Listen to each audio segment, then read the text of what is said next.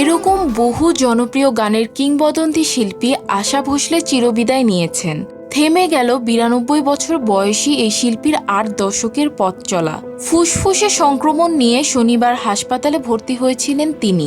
সেখান থেকে আর সুস্থ হয়ে ফিরলেন না। ছেলে আনন্দ ভোসলে শিল্পীর মৃত্যুর খবর জানিয়ে বলেন, মা আর নেই। ১৯৩৩ সালের ৮ সেপ্টেম্বর মহারাষ্ট্রে জন্মগ্রহণ করেন আশা। মাত্র ১০ বছর বয়সে বড় বোন লতা মঙ্গেশকরের হাত ধরে সঙ্গীত জীবনে পা রাখেন তিনি। ৮ দশকের বেশি সময় ধরে ২০টি ভিন্ন ভাষায় ১১,০০০-এরও বেশি গান গেয়ে গিনেস বুক অব ওয়ার্ল্ড রেকর্ডে স্থান করেন এই কিংবদন্তি শিল্পী। প্রথম প্লেব্যাক করেন মারাঠি সিনেমায়। এরপর ১৯৪৮ সালে চুনারিয়া সিনেমায় খাতুয়ায়া গানের মধ্য দিয়ে হিন্দি চলচ্চিত্রের প্লেব্যাক জগতে তার যাত্রা শুরু। তিনি প্রথম এককভাবে হিন্দি গানে কণ্ঠ দেন ১৯৪৯ সালে। দীর্ঘ পথ চলায় তিনি শর্মিলা ঠাকুর, রেখা, আশা পারেখ, উর্মিলা মাতন্ডকর, কারিশ্মা কাপুর, ঐশ্বরিয়া রায় বচ্চন থেকে শুরু করে সমিতা শেঠি সহ আরও বহু অভিনেত্রীর জন্য গান গেয়েছেন। কত বিচিত্র ছিল তার সুর। গেয়েছেন ছোটা সা বালমা, মেরা মান দর্পণের মতো রাগপ্রধান গান। তেমনি তার কণ্ঠে ছিল দাম্মারো দাম, চুরালিয়া হ্যায় তুমনের মতো আসর জমানো গানও। গেয়েছেন রবীন্দ্র ও নজরুলের গানও।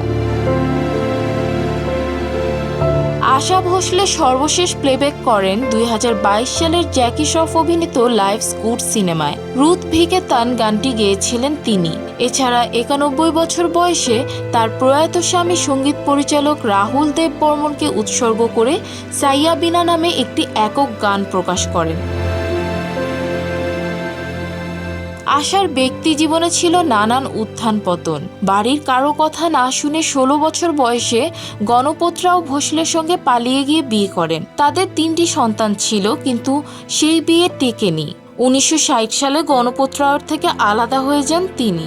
১৯৮০ সালে সঙ্গীত পরিচালক রাহুল দেব বর্মনকে বিয়ে করেন এই কিংবদন্তি শিল্পী। ১৪ বছর সংসার করার পর রাহুল মারা যান। আশা ভোসলে তার ২ সন্তানকে হারিয়েছেন। ২০১২ সালে তার মেয়ে বর্ষা আত্মহত্যা করেন এবং ২০১৫ সালে তার বড় ছেলে হেমন্ত ক্যান্সারে মারা যান। ৩ সন্তানের মধ্যে একমাত্র কনিষ্ঠ সন্তান আনন্দই জীবিত আছেন।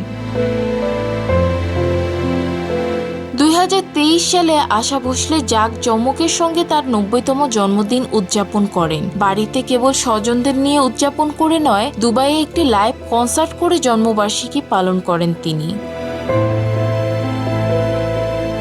গানের পাশাপাশি রান্না ছিল এই শিল্পীর নেশা। রান্নার প্রতি ভালোবাসা থেকে ২০ বছর আগে রেস্তোরাঁ ব্যবসায় যুক্ত হন। আশাজ নামে তার ১০টি রেস্তোরাঁ আছে পৃথিবীর বিভিন্ন দেশে।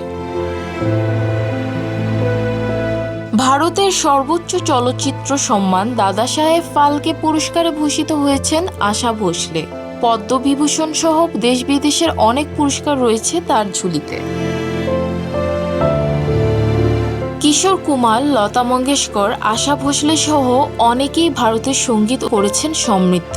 আশা ভোসলের বিদায়ের মধ্যে দিয়ে শেষ হলো একটি সোনালী অধ্যায়ের।